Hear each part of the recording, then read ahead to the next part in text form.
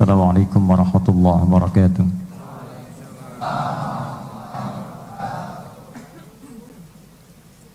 Alhamdulillahi rabbil alamin. Assalatu wassalamu ala rasulillahil karim wa ala alihi wa sahbihi wa ummatihi ila yaumiddin. Amma ba'd. Fa ya ibadallah, usi nafsi wa iyyakum bi taqwallahi faqad faza al-muttaqun. فلا تموتن إلا وأنتم مسلمون. وقال تعالى: يا أيها الذين آمنوا اتقوا الله حق تقاته ولا تموتن إلا وأنتم مسلمون.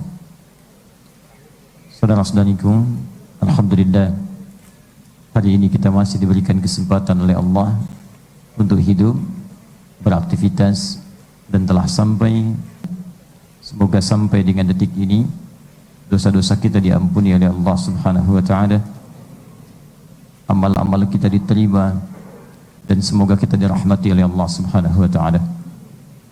Sebelum kita membuka dan melanjutkan kajian kita, saya ingin mencoba untuk mengingatkan terlebih dahulu supaya kita bisa mengondisikan tempat di ta'lim kita pada saat ini. Alhamdulillah, masjid ini sudah mencoba untuk memberikan yang terbaik dengan menambah wilayah di bangunan dan meningkatkannya menjadi kurang lebih ada 3 lokal yang bisa diisi, dasar, lantai 1 dan lantai 2 di atas. Karena itu kami ingin sampaikan, hari ini ada antusiasme yang cukup baik. Saya lihat ada beberapa yang masih berdiri sampai di lantai yang atas ini. Kalau sekiranya sulit kemudian untuk menemukan tempat, bisa menyesuaikannya Mas ya. Ya, cuma jangan di tangga karena nggak bisa sholat di situ. Ya, jadi antum nanti jadi anak tangga di situ. Sesuaikan saja tempatnya supaya kita bisa lebih nyaman, sehingga antum bisa menyimak dengan baik, bisa mencatat juga, dan insya Allah dengan itu mudah untuk memahami dan mengamalkan dengan Allah Subhanahu Wa Taala. Beruntungnya kita, pahala itu tidak dituliskan karena anda duduk, pahala tidak dituliskan karena anda berdiri. Jangan merasa yang duduk mungkin pahalanya lebih banyak daripada yang berdiri. Kalau enak, ya. Jangan merasa yang berdiri pun perjuangannya atau pahalanya lebih banyak daripada yang duduk, karena yang duduk pun datang lebih awal dibandingkan yang berdiri. Tapi beruntungnya kita, pahala itu dituliskan oleh Allah Subhanahu wa taala berdasarkan niat yang telah kita tanamkan sebelum kita datang ke tempat kajian. Karena itu Nabi sallallahu alaihi wasallam kemudian bersabda, yang sabdanya dicantumkan oleh Imam Al-Bukhari dalam pembuka kitab sahihnya dalam hadis yang pertama. Nabi menyampaikan, innamal a'malu binniyat. Sungguh semua jenis perbuatan-perbuatan itu, amal-amal itu, a'mal jama' dari kata amal. Amal itu bukan sekedar perbuatan, tapi perbuatan yang akan ditanya oleh Allah pertanggungjawabannya. Dan semua perbuatan manusia itu umumnya diungkapkan dengan amal. Jamaknya disebut dengan a'mal. Jadi seakan Nabi ingin mengatakan semua perbuatan manusia, kecil ataupun besar, itu satu saat akan ditanya, dipertanggungjawabkan di hadapan Allah Subhanahu wa taala. Kecil akan ditampakkan sekalipun baik, dan kecil walaupun buruk tetap akan kemudian ditampilkan pada hari kemudian. Allah firmankan, wa may ya'mal mithqala dzarratin faman ya'mal mithqala dzarratin khairan yarah wa may ya'mal mithqala dzarratin syarran yarah. Yang baik ditampakkan, yang kecil pun akan ditampakkan. Nah, tampak itu didasarkan kemudian kepada niatnya. Innamal a'malu binniyat. Karena itu saya ingin mengajak, mari ikhlaskan hati kita, ikhlaskan niat kita, dan berusaha untuk menunjukkan semua aktivitas kita karena Allah saja. Orang yang berusaha untuk ikhlas, maka dia disebut dengan mukhlis namanya. Jama'nya disebut dengan mukhlisin. Maka turun Quran surah ke-98 ayat ke-5, Al-Bayyinah, wa ma umiru illa liya'budullaha mukhlishina lahuddin. Dan tidaklah mereka diperintahkan kecuali mereka menjadikan semua aktivitas sebagai ibadah. Ini kunci pertama keterangan dalam Al-Quran. Jadi ada bocoran dalam Al-Quran, isyarat dari Allah, jangan sampai ada aktivitas kita tidak menjadi ibadah. Dari bangun tidur itu sudah harus jadi ibadah. Bangun duduknya jadi ibadah. Musab kemudian bekas kantuknya jadi ibadah. Berangkat ke toilet jadi ibadah. wudunya ibadah, salat malamnya ibadah, istighfarnya ibadah, kerjanya ibadah, sampai tidurnya pun ibadah. Harus jadi ibadah. Karena itu ditekankan lagi di Al-Quran surah ke-51 ayat ke-56. Wa ma khalaqtul jinna wal insa illa liya'budun. Dan tidaklah aku ciptakan jin dan manusia itu, biarkan jin dengan alamnya, kita fokus dengan keadaan kita sebagai manusia. Antum diciptakan sebagai manusia, bukan jin. Karena itu jangan banyak ngurusin jin. Sampai bikin tayangan tentang jin, Liga Paranormal, gak ada kerjaan, berburu jin. Antum dihisab dengan kemanusiaan antum, bukan kejinan antum. Jin saja tidak pernah ngurusi bahasa-bahasa manusia. Kenapa manusia kemudian masuk ke dalam urusan jin? Karena itulah kemudian tinggalkan persoalan jin, masuk ke alam manusia. Tidaklah aku ciptakan manusia kecuali untuk ibadah kepadaku, kata Allah. Artinya kalau ada orang hidup tidak ibadah, maka dia kehilangan esensi kemanusiaannya. Sekarang saya tanya kepada anda, dari sekian beraktivitas, berapa waktu kita yang menjadi ibadah? Berapa pekerjaan kita yang menjadi ibadah? Antum yang bekerja mampir ke sini untuk kajian yang telah diniatkan belasan tahun, puluhan tahun bekerja, berapa tahun yang jadi ibadah? Berapa tahun yang punya nilai di sisi Allah? Kalau hanya pula nilai di sisi manusia, nilai materi, ada uang dikumpulkan, rumah dibangun, kendaraan dibeli, jangan bangga dulu.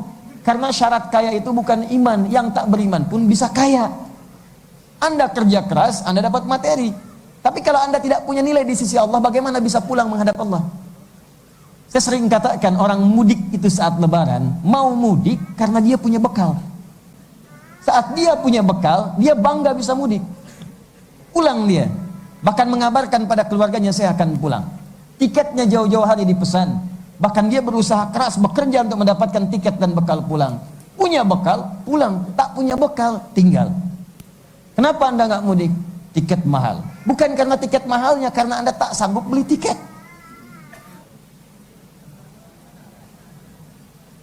Artinya Anda nggak punya bekal untuk mendapatkan tiket itu.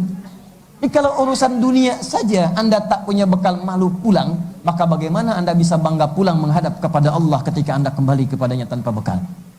Dan tidak ada bekal lain untuk menghadap Allah kecuali ibadah. Kecuali ibadah. Maka saya tanyakan pada diri kita masing-masing, termasuk diri saya pribadi, dari sekian lama kita hidup, berapa banyak bekal kita kumpulkan, dan berapa yang sudah menjadi ibadah dalam pandangan Allah Subhanahu wa ta'ala. Dan celakanya bukan kuantitas yang dihitung, tapi niat kemudian yang dituliskan. Bukan kuantitas. Anda 1000 kali salat, berapa kali dari 1000 itu yang ikhlas? Alhamdulillah, satunya ikhlas. 1000 itu 1, nolnya 3. Satunya ikhlas, alhamdulillah. Yang jadi masalah, nolnya 3 benar semua, satunya nggak ada. Qul huwallahu ahad, katakan Allah itu yang esa, satu. Kita bekerja untuk yang satu, ibadah untuk yang satu. 1000 kali sholat, satunya nggak ada, lillahnya kosong, maka nolnya tidak akan punya nilai. Karena itu bertakwalah kepada Allah Subhanahu wa ta'ala. Ketika kita berusaha ikhlas, maka orangnya disebut dengan mukhlis namanya. Usaha, orang yang berusaha ikhlas. Kalau sudah ikhlas, maka berubah namanya menjadi mukhlas. Ingat, ada mukhlis, ada mukhlas. Mukhlis orang yang berusaha ikhlas. Ketika dia mendapatkan nikmat keikhlasan, sampai saking ikhlasnya, kata setan, saya sulit untuk menggodanya. Quran surah ke-15, surah benteng. Ada orang yang mendapatkan benteng dalam kehidupannya, dia punya perisai, punya benteng, sehingga setan tak sanggup menembusnya. Bukan tidak menggoda, setan berusaha menggoda, tapi tidak bisa menembusnya. Siapa orang ini? Ada di ayat ke-40 di rahasianya. Quran surah 15 ayat ke-40. Illa ibadakal mukhlasin. Kecuali hambamu ya Allah yang mukhlas. Saya akan goda setiap hambamu, depan, belakang, kanan, kiri, semua sudut yang mungkin saya goda. Tapi ada satu golongan yang tak sanggup kami goda. Siapa itu? Illa ibadaka minhumul mukhlasin. Kecuali orang-orang yang setelah mendapatkan anugerah ikhlas, semua lillah. Makannya karena Allah. Makan nggak makan asal bukan, asal Allah ridha. Kalau cuma makan nggak makan asal kumpul, yang lain pun bisa. Monyet makan kumpul, nggak makan kumpul. Jadi kalau makan nggak makan asal kumpul, antum sama dengan bukan, sama dengan tidak punya visi untuk ibadah. Jelas ya? Maka ini bagian pertama, saya ingin ajak, mari kita niatkan keikhlasan kita karena Allah Subhanahu wa taala. Semoga kita termasuk golongan-golongan yang dipandang baik oleh Allah Subhanahu wa taala. Ya, alhamdulillah Allah melihat mukhlisnya, bukan mukhlasnya. Jadi kalau ada usaha sedikit saja untuk ikhlas, dicatat pahalanya. Tidak harus Anda menjadi pribadi yang langsung dapat ikhlas. Usaha saja, yang penting usaha. Allah melihat pada usahanya, bukan pada nilainya. Dan usaha itulah yang menentukan pahala kita di sisi Allah Subhanahu wa taala. Semoga Allah Subhanahu wa taala memberikan taufik kepada kita, dan mudah-mudahan dengan taufik itu kita dibimbing untuk mendapatkan ridha Allah sampai kembali menghadap Allah di hari perhitungan kelak insyaallah. Teman-teman sekalian, ikhwan dan akhwat yang berada di bawah, untuk menyesuaikan, hari ini adalah hari pertama kita memulai kajian setelah Ramadan. Sebelum kita melanjutkan topik kajian kita, ada 3 berita yang akan kami sampaikan.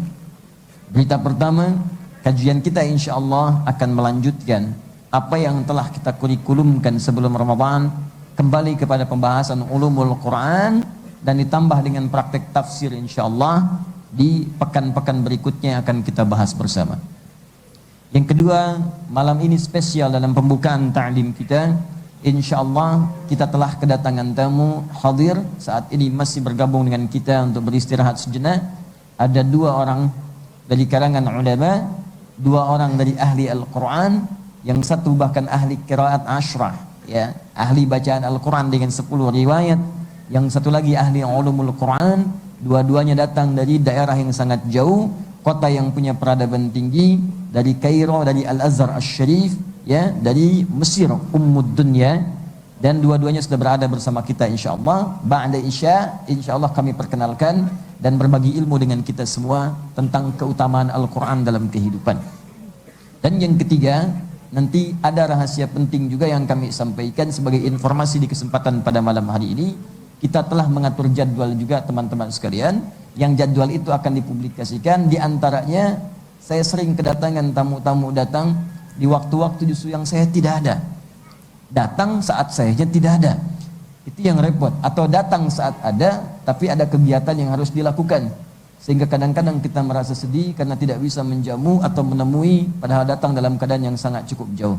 Karena itu, insya Allah di tiap bulan, nanti kami akan tetapkan waktu khusus bagi orang-orang yang datang itu, atau bersilaturahmi atau berkonsultasi. Nanti kami akan umumkan dalam setiap bulan, ada nanti 2 waktu, di waktu-waktu tertentu. Di situ kami buka dari mulai pagi sampai sore.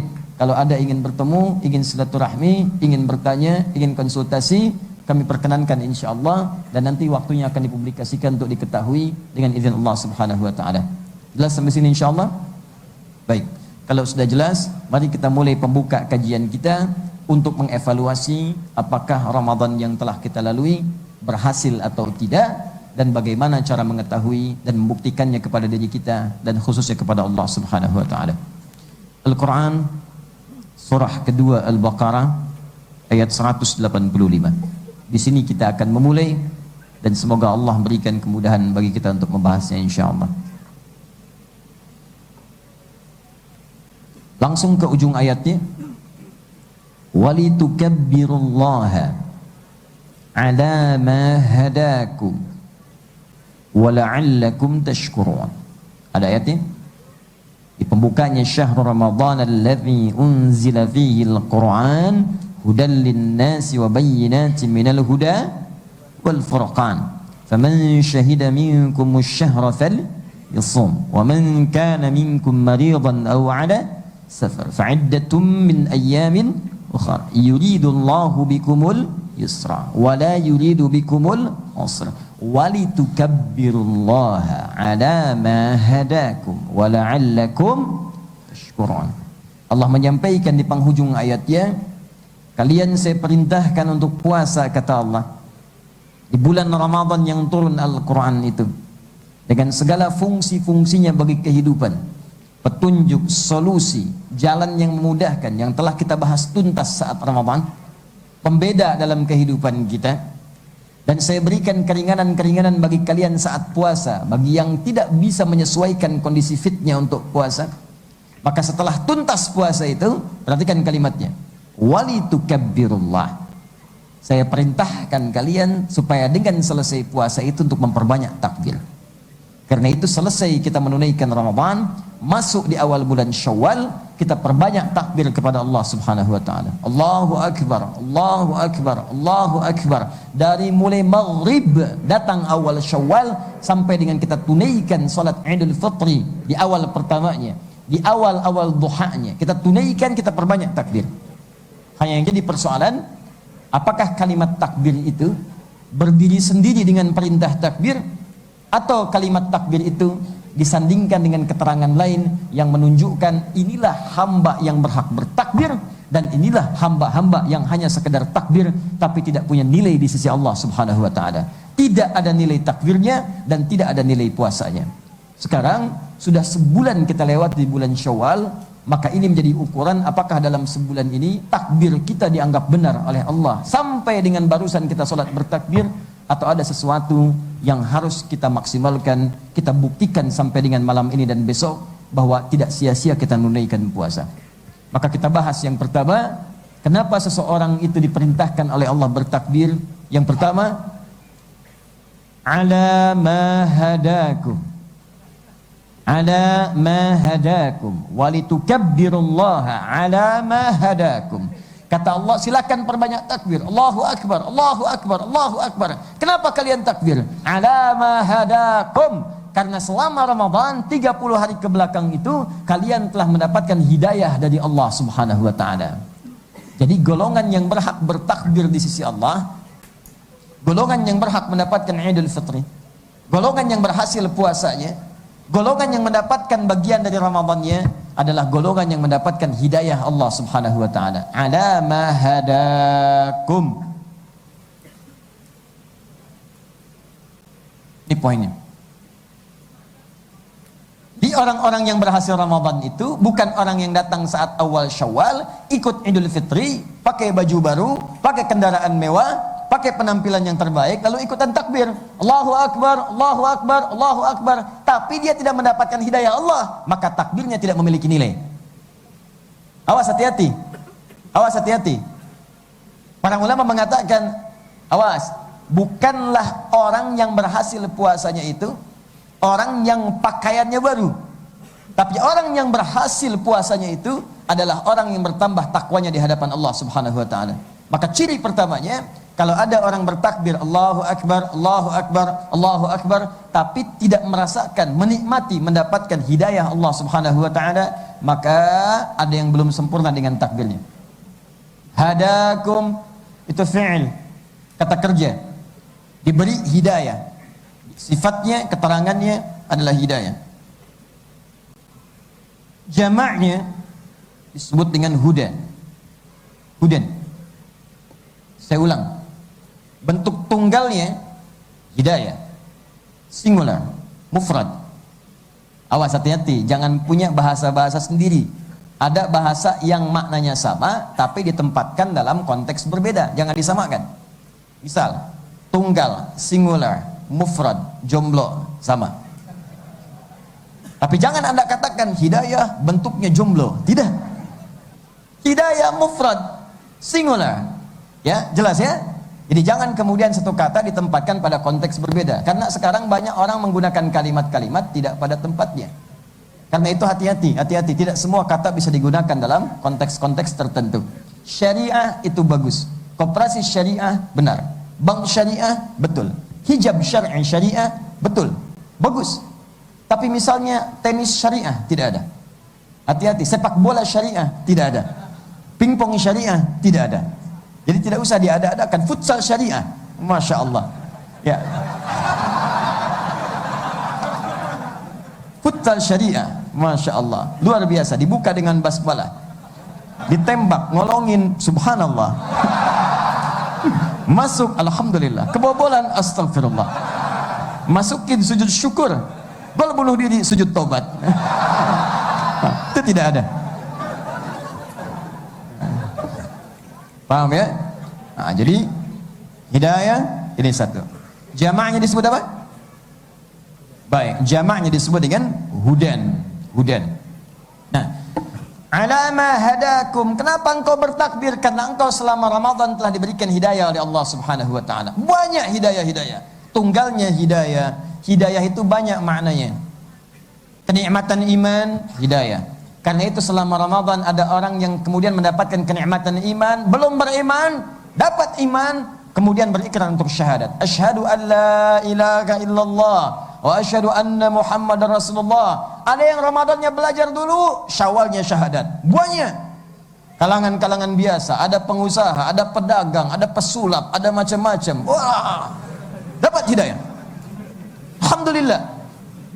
Itu bagian pertama, mendapatkan hidayah kenikmatan iman. Yang kedua, ada lagi yang berarti penambahan nilai ibadah.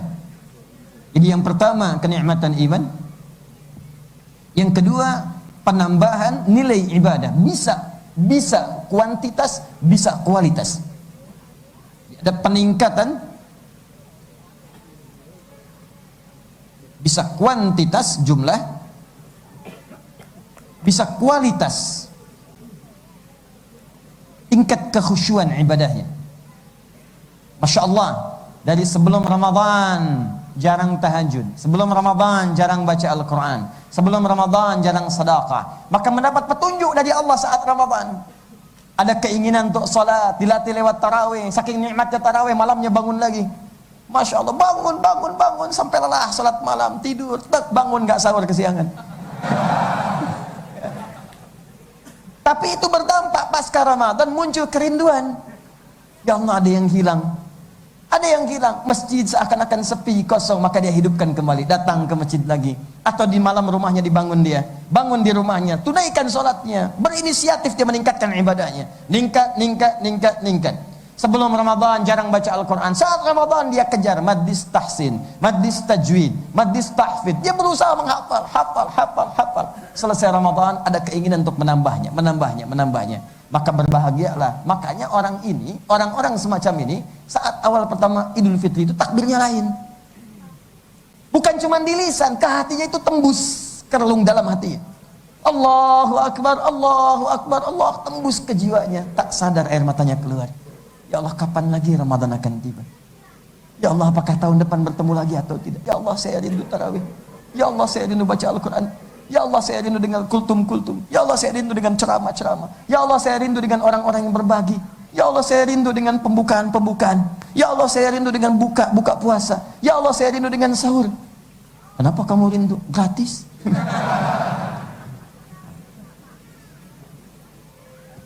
Jadi ada peningkatan iman, ada peningkatan ibadah, baik kuantitas atau kualitas.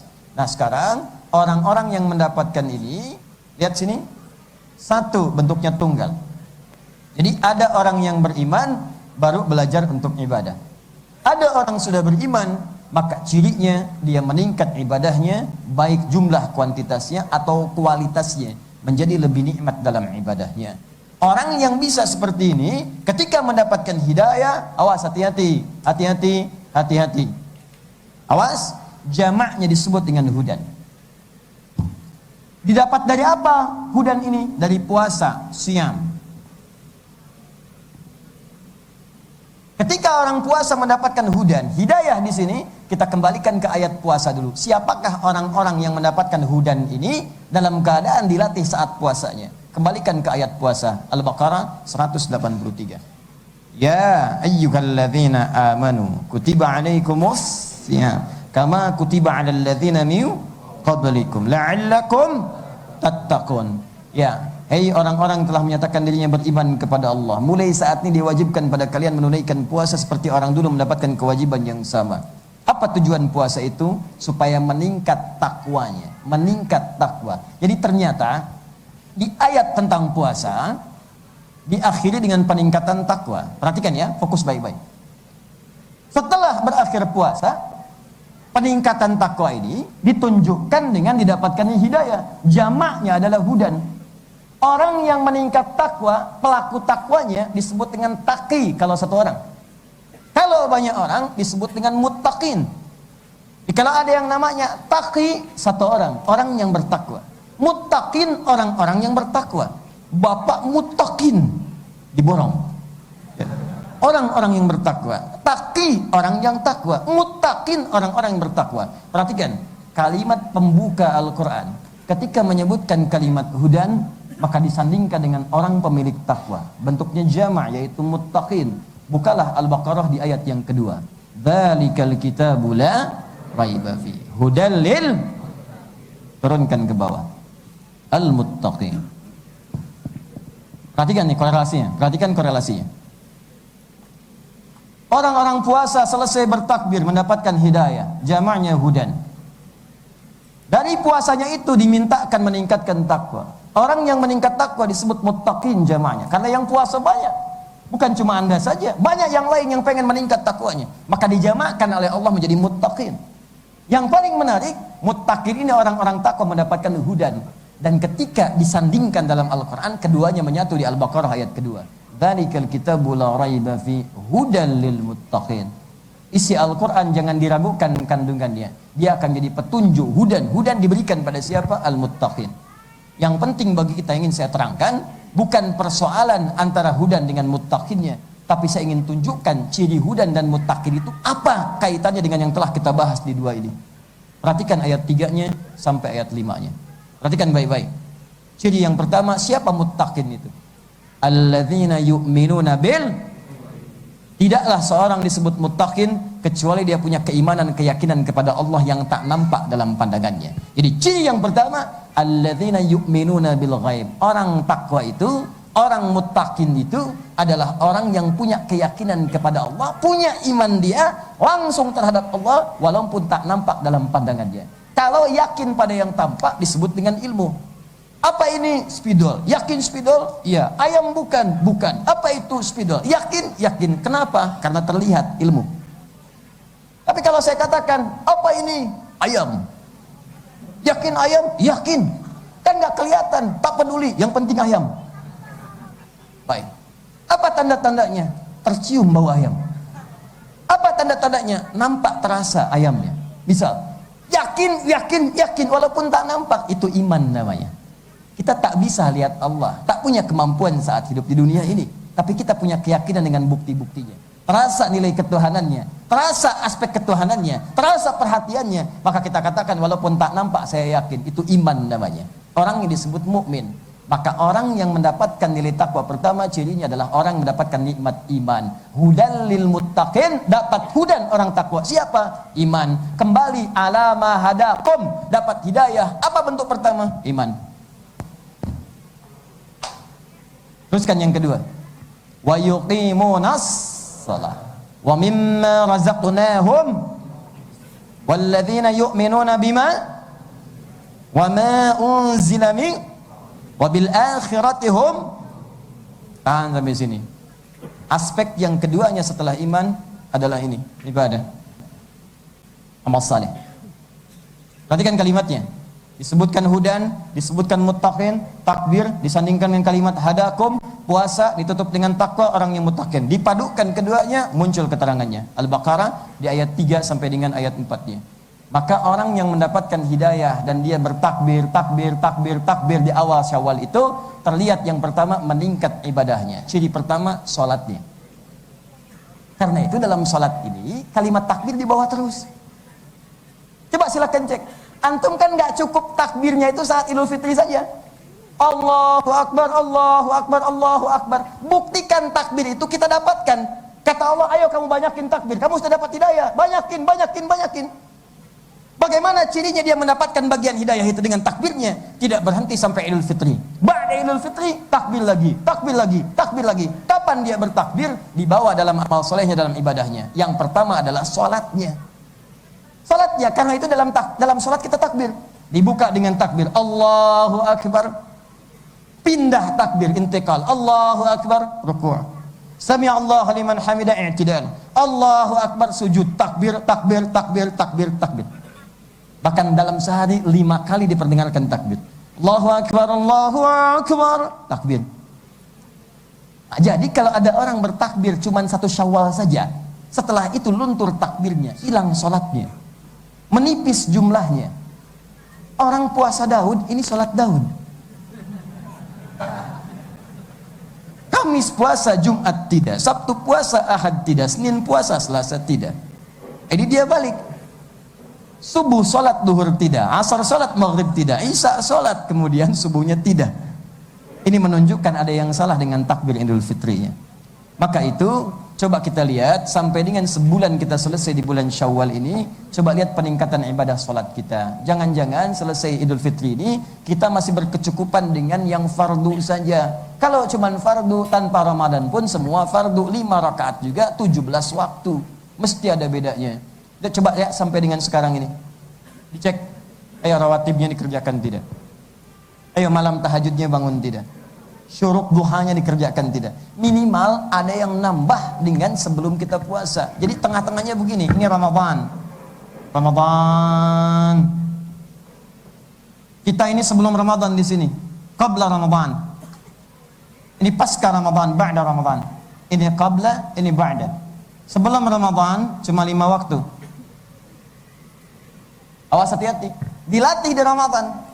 Begitu selesai Ramadan, nambah misalnya. Walaupun penambahan itu tidak melulu kemudian disebut dengan banyak, tidak seketika semua lengkap.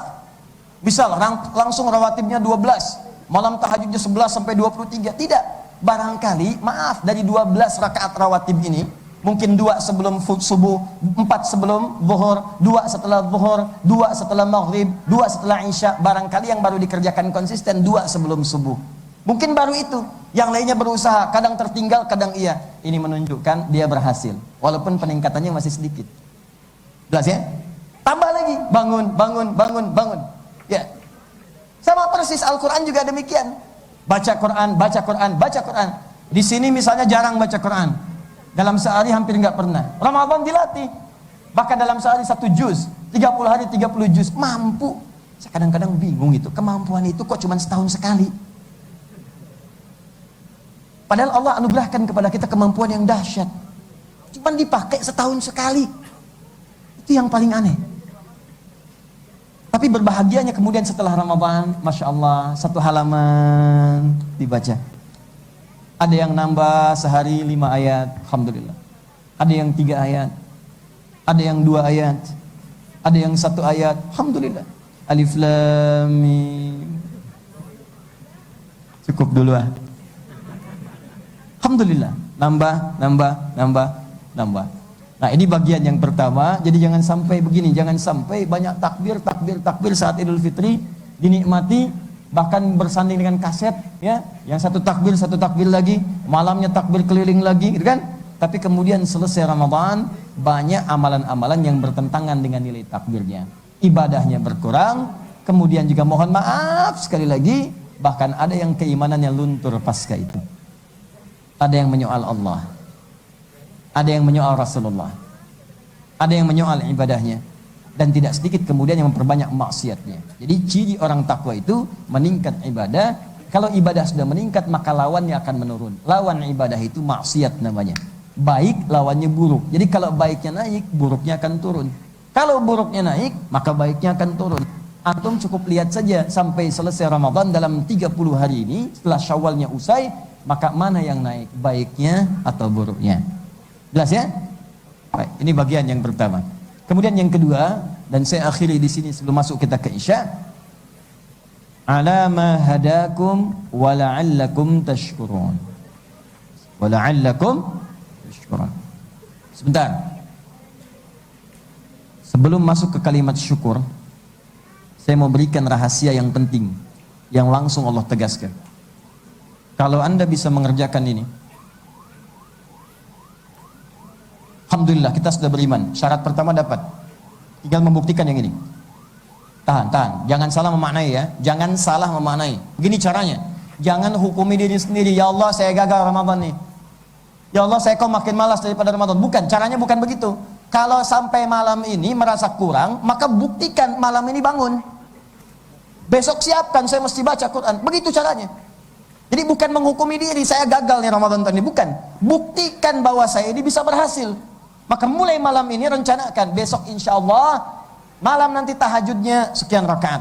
Besok nanti salat subuhnya di masjid A. Zuhurnya masjid B. Dari 12 rakaat yang saya akan kerjakan, ini. Saya akan baca Quran minimal 10 halaman besok. Siapkan, dibagi 5. 2 halaman subuh, 2 halaman zuhur sampai dengan ke isya. Bagi 2, 1 halaman sebelum subuh, 1 halaman setelah subuh. Misal 10 halaman 1 juz, selesai dalam sehari 1 juz.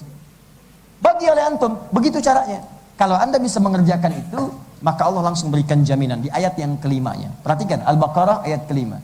Ulaika ala hudam mir rabbihim wa ulaika humul muflihun. Perhatikan kalimatnya. Ulaika ala hudam mir rabbihim. Orang-orang yang bisa mengerjakan ini, yu'minuna bil ghaib wa yuqimuna shalah wa mimma razaqnahum yunfiqun. Dia buktikan imannya, dia jaga. Kalau ada orang menyoal Allah, dia nggak peduli. Sudah, pergi. Liberal lewat, pluralisme lewat, sekuler lewat. Yang bicara menyoal Allah, menyoal syariat, tinggalkan. Udah nggak ada isinya. Masuk kanan, keluar kanan lagi. Ya, ada yang bikin status, udah nggak usah dilihat. Ada yang bikin tayangan TV, jangan ditonton. Udah nggak peduli dengan itu semua, tinggalkan. Sudah selesai. Yu'minuna bil ghaib. Yuqimuna shalah, Allahu Akbar. Sebelum adzan bahkan sudah datang ke masjid. Kalau perlu saya yang adzan. Masya Allah, adzan subuh misal 4.40, orang sepi, ada ke masjid, buka adzan sendiri, Allahu Akbar, tunggu, belum ada yang datang. Sampai jam 5 belum ada yang datang. Tunggu. Qomat pakai mic 15 menit, 5.15 belum ada yang datang. Salat dia. Lalu dia bermohon kepada Allah, ya Allah, berikan hidayah kepada warga komplek ini supaya besok mereka bisa datang ke masjid. Sayangi mereka ya Allah. Jangan biarkan masjid ini menjadi saksi bagi mereka bahwa mereka tidak ke masjid pada saat hidup di dunia. Minta. Masya Allah. Jam 9 pagi, azan lagi. Allahu Akbar. Datang orang sekomplek. Ribut ke masjid. Gila kamu, azan jam 9. Dijawab oleh dia, kalian yang gila. Tadi saya subuh azan gak ada yang datang. Sekarang jam 9 saya azan, kalian pada datang.